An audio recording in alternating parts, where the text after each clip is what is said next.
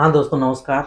आज हम लोग पढ़ने वाले हैं मूल प्रभाज, जिसको मूल अंश भी कहते हैं। आज की टॉपिक है हम लोगों की मूल प्रभाज। देखिए, मूल प्रभाज किसे कहा जाता है? जैसे यदि किसी विलेन में हम मोलों की संख्या के आधार पर काउंटिंग करें, तो उसमें विलेय के मूल प्रभाज की बात करा जाए तो विलेय के मोलों की संख्या की तुलना किससे कर दी जाती है? विलेयन के मोलों की संख्या से।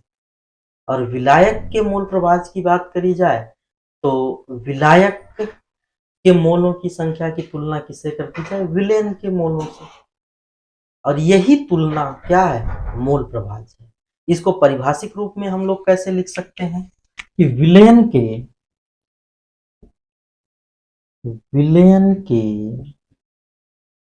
किसी विलेयन के किसी घटक के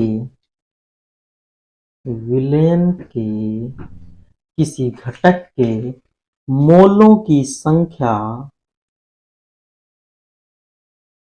मोलों की संख्या और विलेयन में उपस्थित और विलेयन में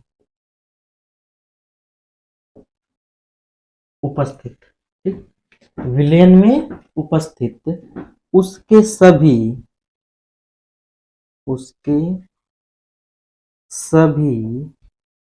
घटकों विलेयन में उपस्थित उसके सभी घटकों के मोलों की कुल संख्या के मोलों की कुल संख्या के अनुपात मोलों की कुल संख्या के अनुपात को मोल प्रभाज कहते हैं।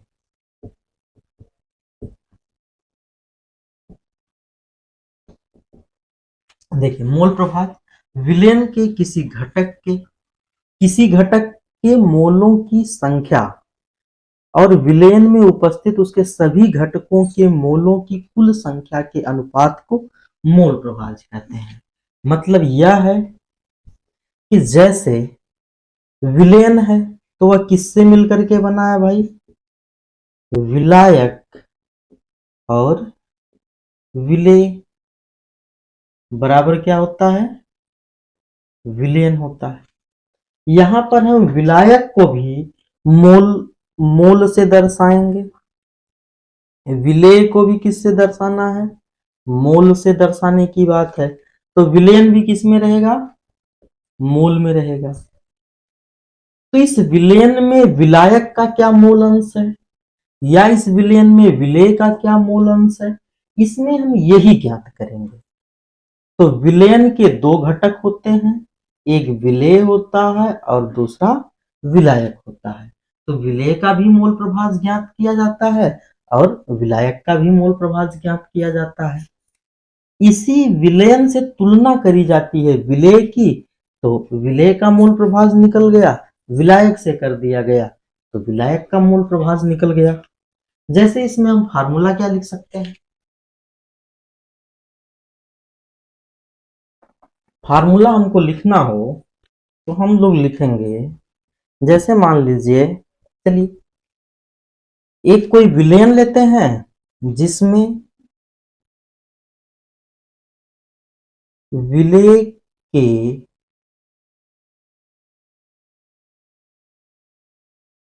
विलेय को ए मान लेते हैं और विलायक को बी मान लेते हैं। ठीक, ए के मोलों की संख्या विलेय के मोलों की संख्या विलेय के मोल को हम स्मॉल एन मान लेते हैं, मोल को एन से दर्शाते हैं, और विलायक को कैपिटल एन मान लेते हैं। देखिए, विलेय को कैपिटल ए कहा गया और विलायक को क्या कहा गया, कैपिटल बी कहा गया। जब हम लोग विलेय के मोल को इंडिकेट करेंगे तो स्मॉल एन से करेंगे और विलायक को करेंगे तो कैपिटल एन से करेंगे। तो देखिए जैसे हमको निकालना हो विलेय का मोल प्रभाज, विलेय का मोल प्रभाज, तो यह हो जाएगा विलेय के मोलों की संख्या, विलेय के मोलों की संख्या बटे, देखिए इसको दो तरीके से लिख सकते हैं, या तो विलेयन के मोलों की संख्या लिख दें या तो फिर हम इसको दो भाग में तोड़ करके लिख दें, विलेय के मोलों की संख्या प्लस विलायक के मोलों की संख्या।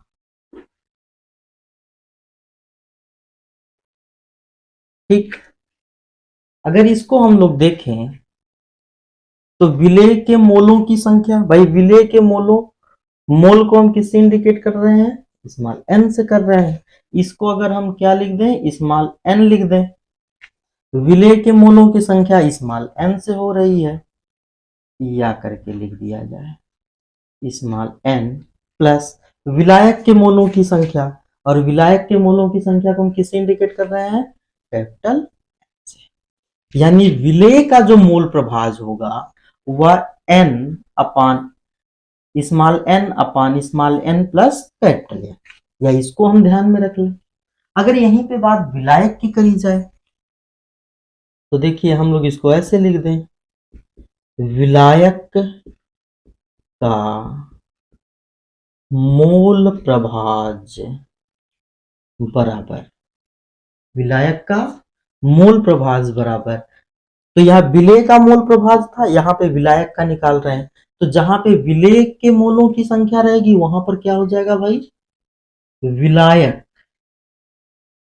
के मोलों की संख्या बटे, वही नीचे तो हमेशा सेम रहेगा, विलेय के मोलों की संख्या, मोलों की संख्या प्लस विलायक के मोलों की संख्या, और फार्मूला हम लोगों का बनके यह तैयार हो गया। अब इसको जो है हम लोग रख दें, विलायक का मोल प्रभाज बराबर, यहाँ पे ऊपर क्या हो जाएगा, विलायक हो जाएगा, नीचे विलेय प्लस विलायक, या करके लिखें तो हम लोग capital N upon small N plus capital N लिख सकते हैं। देखिए डेफिनेशन होगी, इसको मिटाते हैं, एक और बात आपको बताते हैं।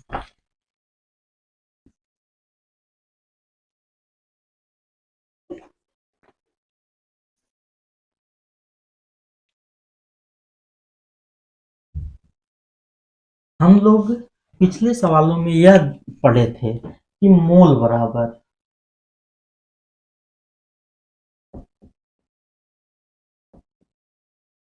बराबर क्या होता है भाई, भार बटे अणुभार। ठीक, मोल बराबर भार बटे अणुभार। अगर हमको किसी सवाल में मोलों की संख्या नहीं पता, भार और अणुभार पता है, अब हम लोग इसको कैसे हल करेंगे। जैसे यहाँ पर विलेय के मोलों की संख्या, तो विलेय के मोलों की संख्या भाई, तो यहाँ पर स्मॉल एन है, विलेय के मोलों की संख्या यहाँ पर क्या है, स्मॉल एन है। स्मॉल एन की जगह हम लोग भार जिसको इंडिकेट करते हैं किससे, डब्ल्यू से, और अणुभार को एम से। तो विलेय के लिए हम लोग स्मॉल मान लेते हैं, विलायक के लिए कैपिटल मान लेते हैं। तो इसको हम लोग लिख सकते हैं एन की जगह डब्ल्यू बाई एम और स्मॉल एन की जगह यह है, तो यह भी क्या हो जाएगा, W by M plus capital W by capital. नहीं दिखा, देखिए ये तो दिख रहा ना। यहां पर जो है हम लोग एन की जगह क्या मान ले भाई, डब्ल्यू बाई एम, और डब्ल्यू बाई एम, ठीक। ये किसकी जगह है, स्मॉल एन की जगह। और स्मॉल एन की जगह जब ऊपर W small W by small M है, तो नीचे भी small W by small M plus capital N की जगह क्या हो जाएगा, कैपिटल डब्ल्यू बराबर कैपिटल एन। या तो इसको हम एक तरीके से और लिख सकते हैं, या विलेय को हम लोग क्या मान रहे हैं, ए मान रहे हैं, विलायक को बी मान रहे हैं। तो यहां पर हम लोग लिख सकते हैं W सफिक्स ए, इसका मतलब ये है कि यह विलेय का भार है, और यह क्या है, सॉरी बी नहीं, ए ही रहेगा, यह विलेय का अणुभार है, बटे यहां पर लिख दें विलेय का भार बटे विलेय का अणुभार प्लस यहां पर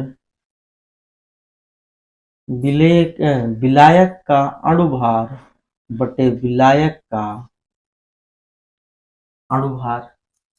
तो इस तरीके से भी फार्मूला बना सकते हैं। सब मिला के फार्मूला चाहे तो हम इसको हिंदी में यहां पर लिख दें,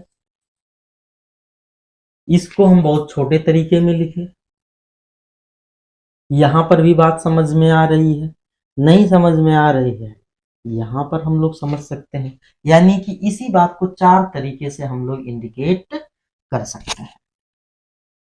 यह किसके लिए फार्मूला बन रहा है हम लोगों का, ये मोल बराबर भार बटे अणुभार है, पिछली क्लास से हम लोग पढ़ते हुए चले आ रहे हैं। ये किसके लिए है भाई, विलेय के लिए है। विलेय का मोल अंश या मोल प्रभाज, ये इसके लिए फार्मूला है। अगर हम लोग इस फार्मूले को विलायक के लिए लिखें, तो यह क्या हो गया, विलायक का मोल प्रभाज बराबर, हम लोग नीचे प्राप्त किए हैं कैपिटल एन बटे small N plus capital N. N बराबर क्या होता है भाई, एन बराबर होता है डब्ल्यू बाई एम, या कैपिटल में हम लिखें तो डब्ल्यू बाई एम, मतलब भार बटे अणुभार। तो इसको हम लोग लिख सकते हैं, कैपिटल को कैपिटल से इंडिकेट कर दें क्योंकि ये विलायक है, डब्ल्यू बाई एम बटे स्मॉल एन है तो W by M plus capital है तो डब्ल्यू बाई एम। इस तरीके से लिख सकते हैं।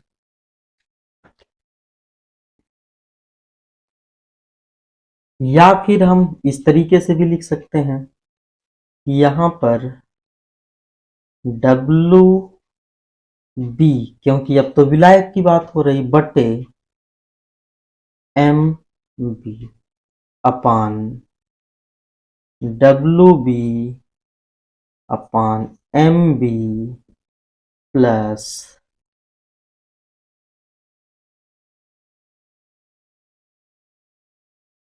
डब्ल्यू ए अपान एम, ठीक। मतलब यहाँ पर विलायक और विलेय दोनों है, और ऊपर विलायक की बात हो रही है तो विलेय ही है, तो सॉरी विलायक ही है, और नीचे विलायक और विलेय दोनों ही है। इस प्रकार से फार्मूले का निर्धारण हम लोग कर लेंगे। सबसे आसान फार्मूला, केवल लिखने में बड़ा लगता है, और इसको बहुत छोटी भाषा में लिखें तो हम लोग क्या लिख सकते हैं, विलेय, जैसे मान लीजिए विलेय के मोल प्रभाज की बात हो रही हो तो विलेय का मोल प्रभाज बराबर हो जाएगा विलेय बटे विलायक। किसके रूप में, मोलों के रूप में। समझने की बात है कि जब विलेय के मोल प्रभाज की बात होगी तो विलेय के मोलों की संख्या बटे विलायक के मोलों की संख्या। और जब विलायक के लिए बात होगी तो विलायक बटे, सॉरी यार यहाँ पे विलयन लिखना चाहिए, विलयन, विलेय बटे विलयन। जब विलायक की बात हो रही हो तो विलायक बटे विलयन, मतलब मोलों की संख्या की बात हो रही है। तो नीचे हमेशा क्या रहेगा, विलयन रहेगा। विलेय का मोल प्रभाज्य निकालना है तो विलेय ऊपर हो जाएगा, और विलायक का मोल प्रभाज्य निकालना है तो विलायक ऊपर हो जाएगा। चलिए अब हम लोग इस पर न्यूमेरिकल ट्राई करते हैं, कुछ न्यूमेरिकल लगाते हैं जिससे और अस्थाई हो जाएगा, समझ में आएगा, और न्यूमेरिकल से पूछे जाते हैं। हो गया बेटा। अब हम लोग पहला न्यूमेरिकल लिखते हैं, ठीक। देखिए इसमें लिखा गया है कि 900 ग्राम जल में, कितना है बेटा, 900 ग्राम जल में एसीटोन के 5.8 ग्राम घोले गए हैं। विलयन में जल तथा एसीटोन का मोल प्रभाज्य ज्ञात कीजिए। प्रश्न है 900 ग्राम जल में एसीटोन के 5.8 ग्राम घोले गए हैं। विलयन में जल तथा एसीटोन का मोल प्रभाज्य ज्ञात कीजिए। एसीटोन का अणुभार कितना दे दिया गया है, 58, 58, और जल का अणुभार कितना दे दिया गया, 18 दे दिया गया। ये सवाल में दिया हुआ है। हम लोग जो है फार्मूले के आधार पर देखा जाए, चलिए इसमें 900 ग्राम जल है और 5.8 ग्राम एसीटोन है, तो हम लोग किसी के आधार पर मान लेते हैं। चलिए जैसे कहा जाए कि विलेय का मोल प्रभाज्य बराबर होता है विलेय का विलेय के मोलों की संख्या बटे, चाहे तो विलेय और विलायक अलग अलग लिखा जाए, चाहे एक साथ लिखें तो क्या हो जाएगा, विलयन के मोलों की संख्या।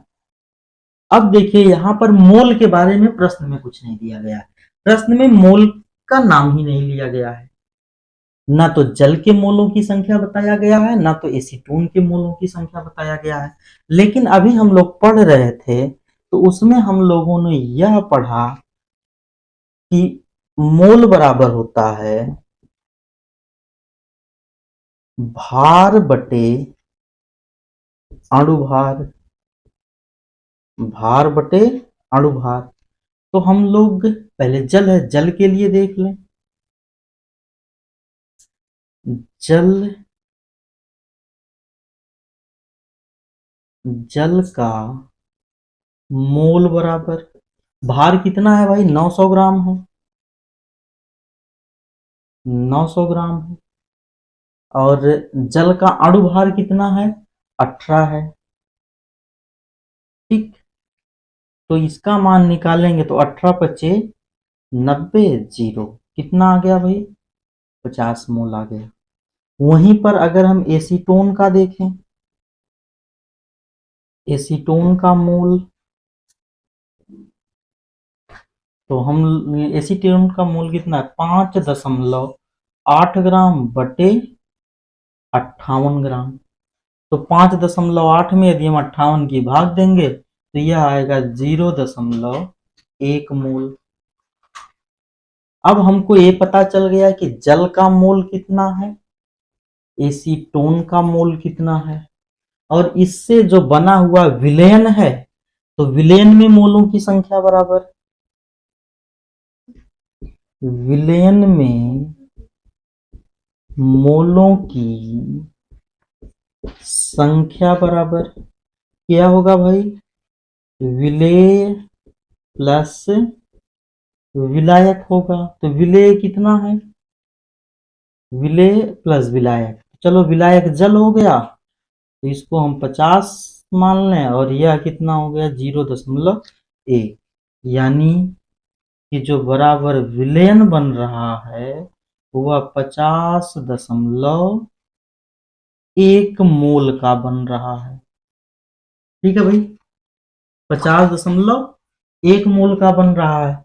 अब यहां पर हमको देखना है जल।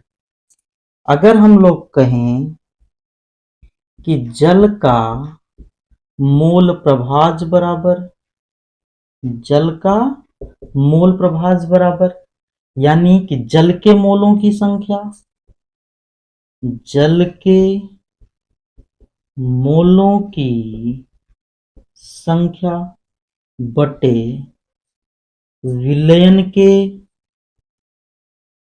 मोलों की संख्या। तो जल के मोलों की संख्या कितनी है भाई? जल के मोलों की संख्या आई 50 मोल, और विलयन के मोलों की संख्या कितनी आई है? 50.1 मोल। और इसको अगर हम कैलकुलेट करेंगे तो यह आएगा 50.1 में हम भाग करेंगे तो 0.998, 3 अंक तक लेके जाएं तो कितना होगा? 0.998। इसमें जब आप भाग करके चेक कर लीजिएगा कितना आएगा? 0.998। अब हमको किसका निकालना है भाई? एसीटोन का। अगर हम एसीटोन की बात करें, एसीटोन का मोल प्रभाज बराबर, एसीटोन का मोल प्रभाज बराबर, देखिए या तो हम जो है इस तरीके से जैसे इसको लिखे हैं वैसे लिखें कि यहां पर लिख दें एसीटोन का मोल, एसीटोन के मोलों की संख्या, मोलों की संख्या बटे विलयन के मोलों की संख्या।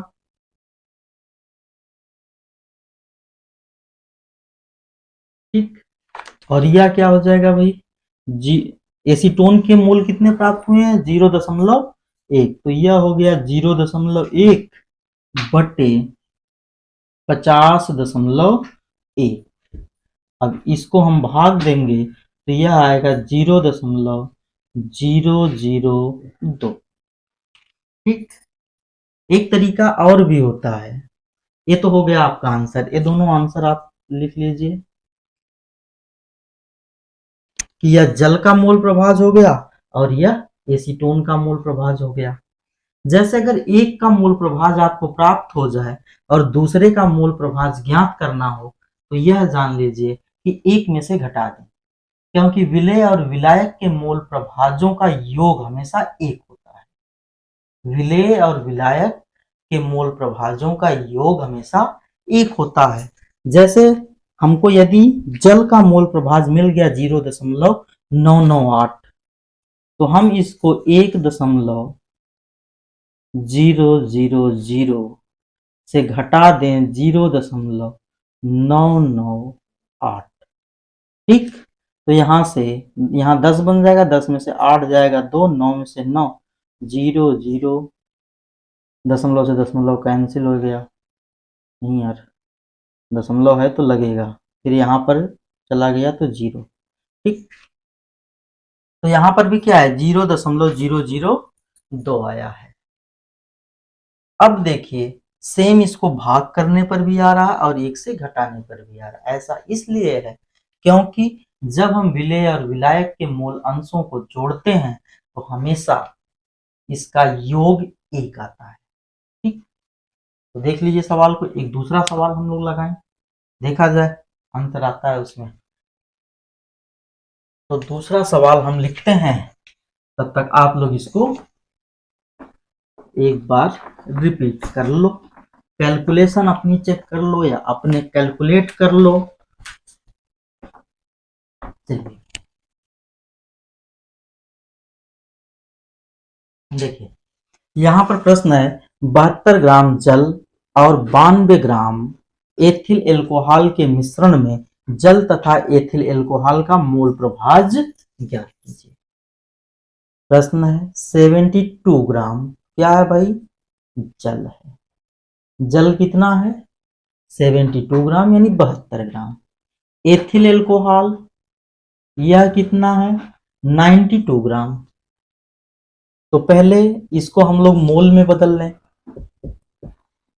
मोल बराबर होता है भार बटे अणुभार। और इस सवाल में ना तो किसी का भार दिया है ना किसी का अणुभार दिया है, सॉरी भार दिया है अणुभार नहीं दिया है। तो यहां पर हम लोग देखें जल के लिए, जल के लिए भाई भार कितना है 72 ग्राम 72 ग्राम। जल का अणुभार, जल का अणुभार निकालना है तो इसमें क्या होता है H कितनी बार होता है 2 बार होता है। तो हाइड्रोजन जो है तो यहाँ 1 गुणे क्या हो गया 2 हो गया। और ऑक्सीजन का अणुभार कितना होता है भाई, तो ऑक्सीजन का परमाणु भार 16। तो एक ही बार है तो 16 गुणे 1 बराबर 16, कितना निकल गया 18 निकल गया। तो यह क्या हो गया 72/18। अब हम भाग देंगे तो 18 चौके 72, यानी जल कितने मोल है भाई 4 मोल है। उसके बाद एथिल एल्कोहल देख लेते हैं। एथिल एल्कोहल, एथिल एल्कोहल बराबर हो जाएगा कितना 92। एथिल एल्कोहल का फार्मूला होता है C2H5OH, यही है एथिल एल्कोहल। इसमें कार्बन का परमाणु भार 12 होता है और इसकी कुल संख्या कितनी है 2 है, तो 12 दूना 24। हाइड्रोजन 5 1 6 है, तो हाइड्रोजन का परमाणु भार 1 होता है, 6 से गुणा कर दें तो 6 आएगा। ऑक्सीजन का परमाणु भार 16 होता है और एक ही बार है, 1 से गुणा कर दें 16, 6 6 12 और 12 4 16। हासिल कितना आ जाएगा 1 आ जाएगा। 2 1 3 1 4 46, यानी 92/46। और जब 92 में हम 46 से भाग देंगे तो यह कितनी बार जाएगा 2 बार जाएगा। यानी कि एथिल एल्कोहल कितना है 2 मोल है। जल कितना है बेटा 4 मोल है और एथिल एल्कोहल कितने मोल है 2 मोल है। अब हमको जल का मोल प्रभाज निकालना है। जल का मोल प्रभाज, तो जल के मोल प्रभाज बराबर हो जाएगा यहां पर जल के मोलों की संख्या बटे विलयन के मोलों की संख्या। तो विलयन भाई कैसे बनेगा, यहां पर जल प्लस एल्कोहल, यही तो बन रहा है विलयन। और जल कितना है 4 मोल है, एल्कोहल कितना है 2 मोल है, विलयन कितना हो गया 6 मोल। तो जल के मोलों की संख्या कितनी हो गई 4 हो गई, विलयन के मोलों की संख्या 6 हो गई।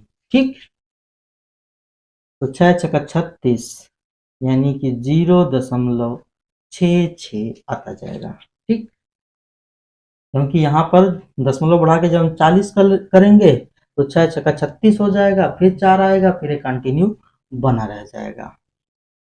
देखिए अब यहीं पर हम एथिल एल्कोहल के मोलों की मोल प्रभाज की बात करें तो एथिल एल्कोहल का मोल प्रभाज बराबर एथिल एल्कोहल के मोलों की संख्या बटे विलयन के मोलों की संख्या। एथिल एल्कोहल के मोलों की संख्या कितनी है 2 मोल है, तो विलयन के मोलों की कितनी है 6 मोल।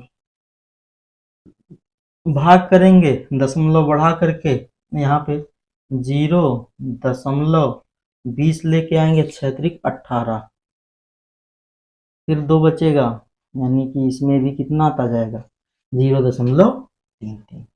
ठीक, तो यह हो गया